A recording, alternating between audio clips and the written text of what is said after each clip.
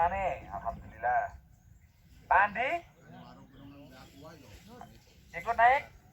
Alhamdulillah. Pak Anto? Naik. Fokus, apa yang kena? Justru itu yang menghargai. Oke. Naik. Naik, alhamdulillah.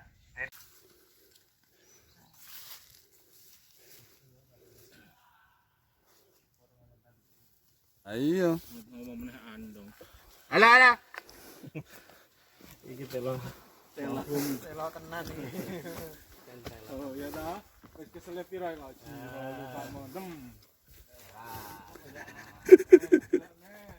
The power of putih abu-abu. Yoi.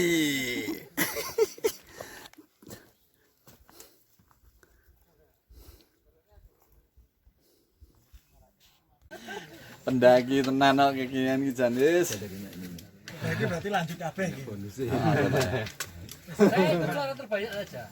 Saya siapa? Ikut suara terbanyak.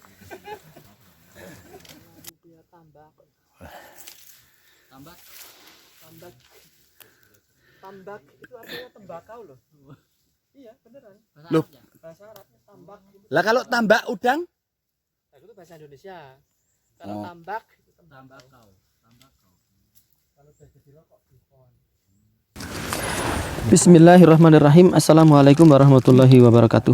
Waalaikumsalam warahmatullahi wabarakatuh. Innal hamdalillah nahmaduhu wa nasta'inuhu wa nastaghfiruhu wa na'udzubillahi min syururi anfusina wa min sayyiati a'malina man yahdihillahu fala mudhillalah wa may yudlil fala hadiyalah wa asyhadu an la ilaha illallah wahdahu la syarikalah wa asyhadu anna Muhammadan abduhu wa rasuluhu amma ba'du.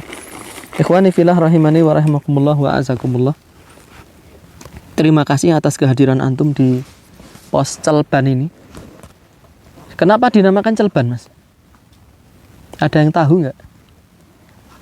Nggak ada yang tahu. Masih mau mulai. Mulai toh? Oh, benda cego. Pos Celban. Dulu kita pernah berkunjung di sini 2 tahun yang lalu. Transit saja, tapi kali ini kita adakan pengajian di sini. Ini nggak ada rencana mau mengadakan vulkano ngaji, jadi biasanya kan Sabtu Ahad ya. Tapi kali ini kok Senin, Selasa, karena menyesuaikan dengan jadwal pernikahan Mas Fatur sebetulnya. Mas Fatur sebagai ketua panitia pendakian Gunung Lawu waktu itu bertajuk Seruan Tauhid dari Puncak Gunung Lawu. Dan itu sangat berkesan sekali. Pesertanya banyak. Kalau yang di Gunung Rinjani kan pesertanya cuma berapa? 27. Itu pun nggak semua sampai ya. Ada yang sakit, tahu-tahu. Semoga nanti Mas Firman dan Bang Haswin nusul ke sini, insyaallah taala. Nah, berkaitan dengan tema kita itu Prawiro di bulan Suro, karena kita merasa beberapa warga bahkan ikhwan kita yang sudah ngaji pun masih memiliki sifat ingah-ingih saat memasuki bulan Suro. Kenapa ya? Karena terdoktrin oleh ajaran nenek moyang yang sudah turun-temurun dan mendarah daging di dalam hati dan benak mereka. Meskipun sudah ngaji, tapi ternyata doktrin masa kecil itu masih mengakar. Terlalu kuat lah dominasinya itu. Sehingga menyebabkan apa? Ada perasaan apa? Gentar, takut ya. Padahal sebetulnya yang berbahaya itu justru bukan gangguan makhluk halus. Gangguan makhluk makhluk yang kasar. Pernah gak antum dengar cerita pendaki gunung diwedeni hantu terus mati gitu? Kan gak ada. Ditemani gerandong lalu dihisap darahnya mati gitu. Atau digeletak buta gitu. Belum pernah dengar ini. Dan di banyak kita para ulama kita memotivasi kita untuk memiliki sifat pemberani. Wa syuja'atu min afkhari akhlaqil Islam. Sifat pemberani itu merupakan salah satu sifat dan akhlak orang Islam yang paling dibanggakan. Wa a'azzu akhlaqil Arab, dan sifat orang Arab yang paling mulia itu adalah sifat pemberani. Gitu. Dan Arab di sini jangan difahami maksudnya orang yang hidupnya di Jazirah Arab, enggak. Kata Imam Abu Thahir As-Silafi, dinukil oleh Syekhul Islam Ibnu Taimiyah di dalam kitab Iqtida' Shiratal Mustaqim fi Mukhalafati Ashabil Jahim, Al-Arabiyyu, orang Arab itu, kullu man yuladu alal Islam, setiap orang yang dilahirkan dalam keadaan Muslim, itu Arab. Kemudian versi lain beliau mengatakan setiap orang yang berbicara dengan lisan Arab, dia bisa berbahasa Arab, maka dia adalah orang Arab. Gitu. Meskipun bukan dari keturunan Arab, kalau dia bisa bahasa Arab, maka dia adalah Arab. Meskipun dia orang Arab, kalau nggak bisa bahasa Arab, dia itu hakikatnya bukan Arab. Nah, itu makna Arab yang pernah saya baca dari keterangan para ulama. Gitu. Sehingga setiap orang Islam ini selayaknya menjadi apa? Menjadi Arab, karena Arab itu adalah Islam. Tapi tidak semua budaya bangsa Arab itu menjadi bagian dari syariat Islam. Contoh, ada yang bisa ngasih contoh nggak budaya Arab yang tidak menjadi budaya Arab yang dilakukan oleh Nabi tetapi tidak menjadi sunnah, tidak menjadi bagian dari syariat? Apa contohnya? Memanjangkan rambut. Ya, memanjangkan rambut. Apa lagi? Ada yang tahu nggak? Selain memanjangkan rambut gondrong. Imamah, tahu imamah? Imamah itu surban yang panjang, mungkin 12 hasta, yang diikatkan di kepala, terus disisakan satu jengkal ekor di belakang. Itu Nabi pakai itu. Tapi itu tidak menjadi sunnah muttaba'ah, sunnah yang diikuti. Karena imamah itu adalah model pakaian orang-orang Arab jadul zaman dulu. Kenapa kok disisakan ekor di belakang itu? Karena terkadang mereka bertalathum. Ekornya itu ditarik ke depan, dijadikan sebagai masker kalau dia sedang berjalan di tengah padang pasir gitu. Jadi Nabi menggunakan imamah karena mengikuti adat orang Arab zaman dulu. Dan itu adat yang sifatnya mubah. Karena memang adat kebiasaan itu hukum asalnya dia boleh sampai ada dalil yang melarang gitu. Jadi nggak benar kalau dikatakan imamah itu lebih sunnah misal daripada belangkon gitu, enggak. Yang disunahkan itu adalah penutup kepala. Dan penutup kepala itu tidak disyaratkan harus imamah. Makanya jarang kita temui ulama sunnah di era sekarang yang pakai imamah. Yang sering malah pakai apa? Kutroh itu kan ya, shimak itu. Pakai kopiah putih terus ditutup kain. Ya segitiga itu yang banyak di era sekarang. Ya. Sehingga yang disunahkan bagi seorang penuntut ilmu itu orang Islam secara umum adalah memakai penutup kepala.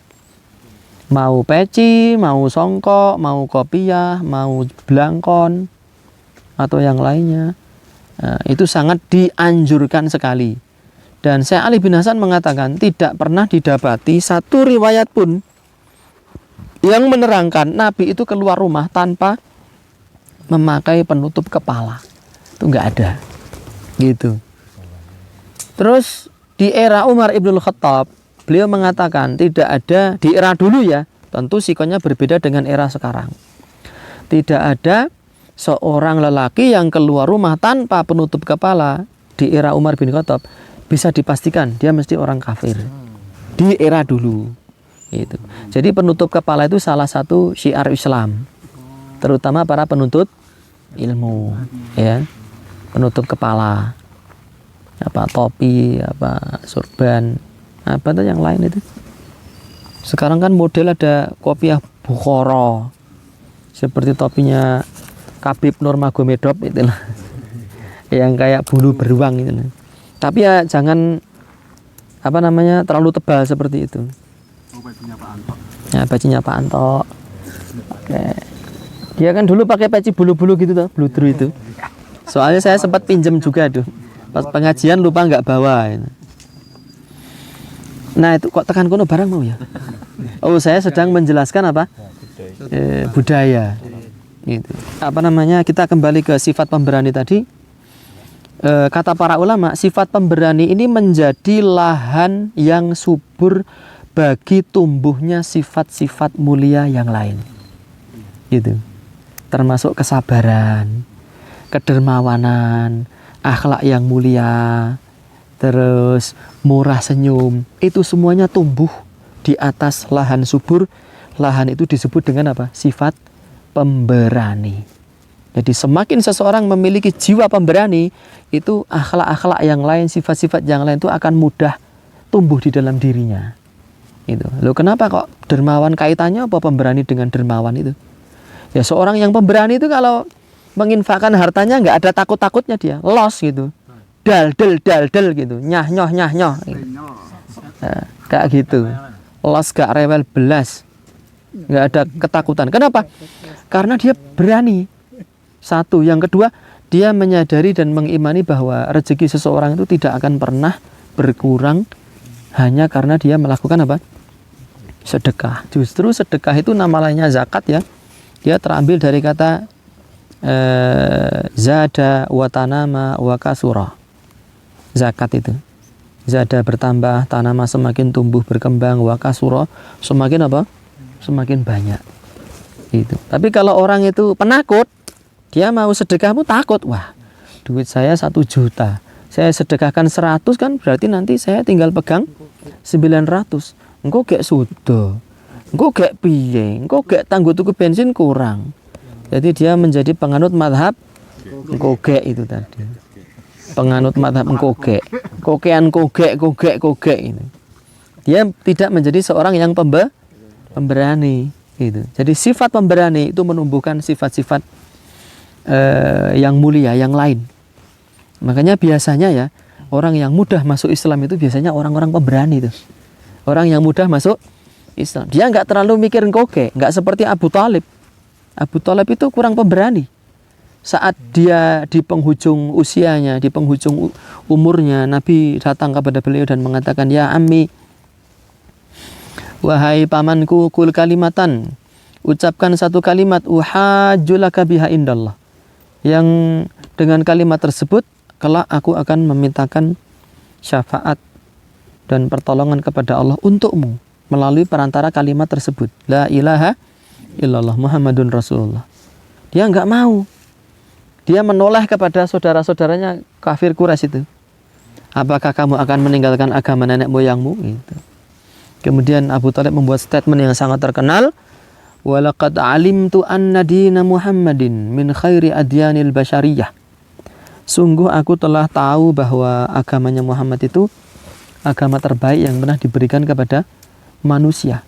Laulal malamatu, seandainya bukan karena takut dicela, wala hidharu masabbatin, dan takut dilecehkan, ya, takut diomongi sama kaumku dan tetanggaku, laqabiltu bidzalika samhan mubina.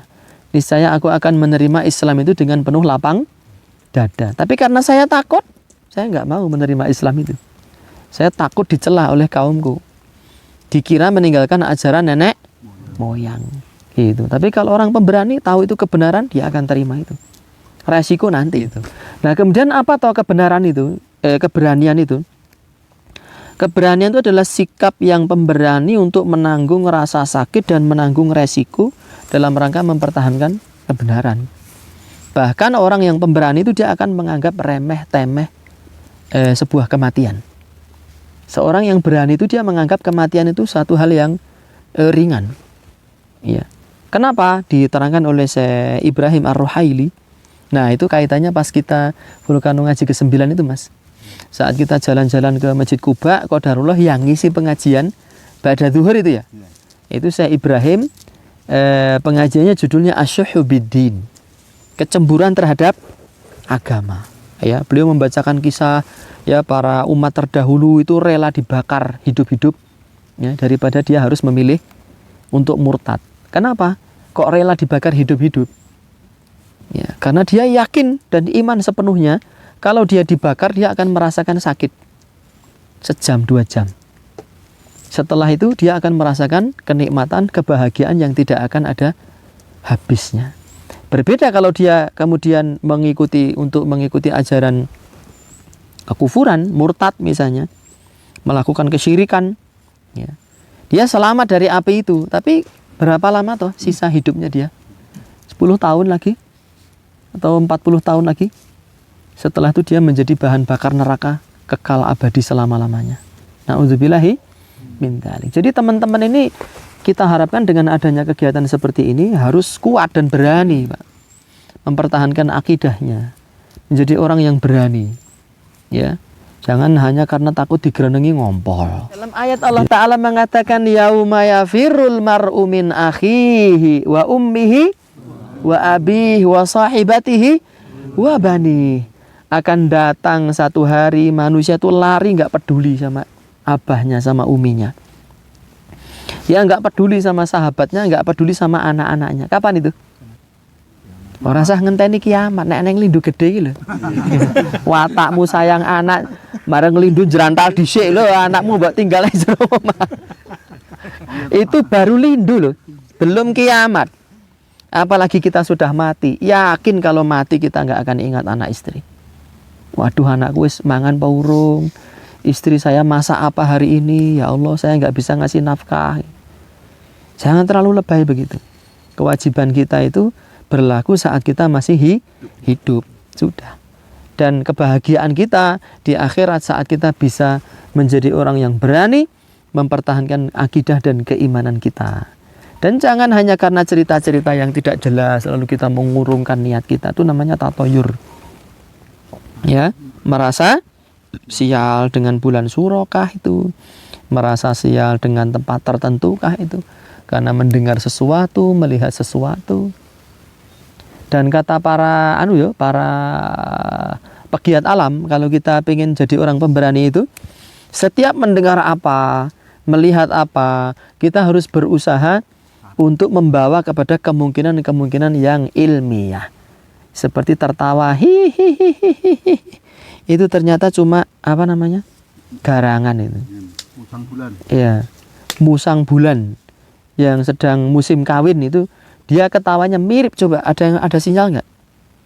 Ada sinyal nggak di sini? Nah, coba ketik aja musang birahi gitu di YouTube. Nanti keluar suara kuntilanak itu. Hihihihi gitu. Ikhwani fillah rahimani wa rahimakumullah wa a'azakumullah yang senantiasa dirahmati oleh Allah Subhanahu wa taala. Berkaitan dengan cerita-cerita ini saya mengungkapkan isi hati saya sendiri ya, dan enggak bermaksud memaksakan teman-teman harus memiliki karakter dan sifat seperti itu. Enggak, tapi sekedar bercerita. Kadang-kadang cerita itu juga menjadi salah satu motivasi seseorang itu menjadi seorang pemberani. Gitu. Saya itu kalau ada orang cerita di wedani itu 99% saya nggak percaya. Kenapa? Jangankan orang lain, setiap kali saya, antum lihat sendiri, enggak, itu Pak Lek saya yang lihat. Nah, sanadnya udah nazil itu namanya. Tahu sanad nazil? Ya sudah tidak dari sumbernya langsung gitu. Jangankan yang dari sanad yang nazil, dari sumbernya langsung saja saya nggak percaya. Kenapa begitu? Karena pengalaman saya selama hidup di dunia ini, orang bercerita-cerita klenik dan horor itu biasanya akan cenderung diapakan? Dilebih-lebihkan, dibumbon-bumboni biar kesannya semakin apa? Mistis dan horor. Dan yang sangat disayangkan, nuwun sewu, konten klenik di YouTube itu sekarang didominasi oleh para pendaki gunung. Ya, mereka bikin podcast, bikin apa itu namanya reportase di gunung itu, cerita-cerita di gunung yang mistis, diikuti, dibisiki, tendanya itu ditowafi, ada yang towaf itu. Jadi jin itu towaf mengelilingi apa? Tenda. Jinnya itu di apa namanya? Digeblek-geblek, digeblek-geblek. Padahal tenda double layer itu, ya, apalagi layernya 3, itu kalau kena angin itu kadang ngeplak-ngeplak gini sendiri biasa. Bukan karena dihoyak-hoyak sama yang bau rekso itu, enggak. Itu yang sangat disayangkan. Gitu. Jadi cerita kalau ada orang cerita mistis ya saya iya aja, tapi dalam hati kecil saya sama sekali tidak percaya itu. Ya. Itu yang pertama, karena alasannya ya orang biasanya melebih-lebihkan ceritanya. Jadi betul kata para pegiat alam, kalau kita masuk ke alam itu harus senantiasa berpikir ilmiah dan positif. Orang kesurupan itu belum tentu kesurupan. Kadang dia kena hipotermia. Oh, kalau kena hipotermia tingkat parah itu kesadarannya hilang kok ini. Ya, harus seperti itu. Dan yang lebih hebat lagi, untuk menumbuhkan jiwa pemberani dalam diri kita, itu jangan meninggalkan aktivitas zikir harian. Wirid-wirid harian yang ma'thur, yang diajarkan oleh Nabi Shallallahu Alaihi Wasallam. Itu teramat sangat saya rasakan sekali perbedaannya. Kalau kita itu sholat 5 waktu nggak bolong, zikir setelah sholat itu nggak bolong, zikir pagi petang nggak bolong, itu masuk wilayah-wilayah yang katanya orang angker itu los santai wae. Saya sampai mikir gini, ngantek metu samplok raimu gitu. Dalam batin saya gitu loh. Dan nggak ada rasa takut sama sekali. Tapi ketika zikir itu kurang itu ya. Meskipun saya seorang ustadz ya, kadang-kadang jiwa klinik saya meronta-ronta itu. Itu masalahnya karena kurangnya zikir itu loh. Jadi endingnya adalah senantiasa berserah diri kepada Allah Subhanahu wa taala, itu menumbuhkan rasa percaya diri yang luar biasa. Makanya Allah taala mengatakan kepada Musa dan Harun, ya. Jangan kalian takut, ya. Innani ma'akuma asma'u wa ara. Sesungguhnya aku menyertai kalian berdua, aku mendengar dan aku melihat. Kebersamaan Allah pada diri kita itu bukan difahami sebagai sebuah teori al-hululiyah atau manunggaling kaula lan Gusti. Tapi kebersamaan di sini adalah kebersamaan ilmu dan penglihatan Allah. Yang bersama dengan diri kita itu adalah asma'u wa ara. Aku mendengar dan aku melihat kalian. Maknanya kalian berdua itu senantiasa aku awasi dan aku dengarkan setiap gerak-gerik kalian. Jadi nggak usah kalian merasa takut gitu. Dan itu kebersamaan Allah itu bisa kita dapatkan kalau kita sering berzikir dan mengingat Allah Subhanahu wa ta'ala. Kata salah seorang ustadz, setan itu makhluk lemah, manusia juga makhluk yang lemah. Lah kalau ketemu siapa yang menang? Yaitu yang punya dekengan, yang punya backingan, ya. Kalau kita senantiasa meminta pertolongan kepada Allah, itulah yang akan menang. Setan akan melemah. Seperti itu. Jadi jangan sampai ada ikhwan yang sudah ngaji, ya, menjadikan cerita-cerita klinik sebagai konsumsi sehari-hari yang diyakini dan diimani. Karena orang yang hobi klinik itu, dia nggak ada keuntungan sama sekali. Benar apa enggak? Kepada para pengelola jalur tambak ini, kalau sering nganu klinik, malah orang pada takut ke sini. Jadi sepi malahan. Ya, yang disampaikan keluar, jalur tambak aman, bersih, asri, kemudian ada airnya, ya, meskipun jauh seperti mengalir itu. Balik kanan benar itu. Mempercayai kesurupan, penampakan, kemudian adanya sihir itu merupakan aslun kabirun min usuli aqidati ahli sunnati wal jamaah, termasuk bagian dari prinsip pokok akidah ahli sunnah wal jamaah. Yang saya ingkari adalah kebanyakan orang itu rata-rata mengisahkan cerita-cerita yang tidak benar. Itu. Kesurupan memang ada, penampakan memang ada, tapi jarang, Pak. Yang sering justru 99% itu cerita itu hanya ngoyo-woro, ngapusi, gedebus, kerincing. Jadi tidak usah kita terlalu percaya. Termasuk penarikan pusaka dari gaib terus menjadi teken. Ini kalau saya niat bohong ya, ini sangat bisa.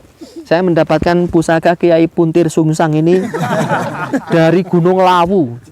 Ketika suro, ya, di pos Suket Kuning, Pak. Setelah saya deyek-deyek, tiba-tiba saya didatangi seorang lelaki yang nggak saya kenal katanya. Lalu menyerahkan ini. Gitu. Potong Pak video ini Pak. Ya, jangan dipotong Pak. Tak lolos tekan Puntir Sungsang gitu.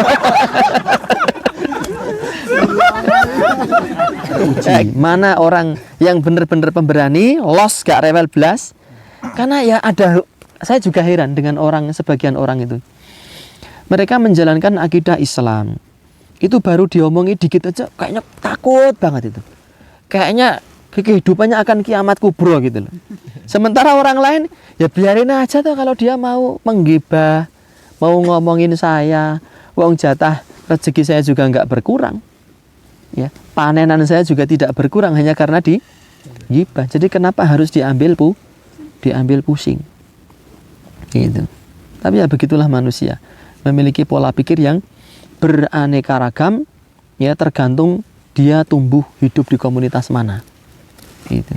Karena keberanian itu tidak diukur dengan besarnya massa otot, tidak juga ditimbang dengan tinggi tegapnya fisik seseorang, tetapi dia ada di dalam jiwa. Makanya para ulama kita mengatakan sahabat Nabi yang paling pemberani itu siapa?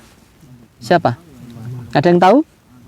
Yang paling pemberani adalah Abu Bakar As-Siddiq radhiyallahu taala anhu. Padahal secara fisik beliau tua, beliau kecil, tetapi beliau menjadi dinobatkan sebagai sahabat yang paling pemberani. Gitu. Seorang pemberani itu takutnya hanya kepada Allah Ta'ala. Innama yakhsyallaha min ibadihil ulama. Sesungguhnya orang yang paling takut kepada Allah itu dari kalangan orang-orang yang berilmu. Wallahu Ta'ala alam biswab. Mungkin itu saja sepintas yang ingin saya sampaikan tentang tema Vulkanu ngaji kali ini, Mas. Prawiro ing bulan suro, dan kalau bisa ya jangan hanya di bulan suro saja prawironya, tetapi sifat pemberani itu selayaknya kita bawa terus di dalam jiwa dan raga kita sampai ajal datang menjelang. Amin Allahumma. Amin Allahumma. Amin. Sekaya wong ya, tablik akbar. Kabul kajati. Wallahu taala alam. Prawiro ing bulan Suro. Kami mengucapkan kepada Mas Fatur dan istri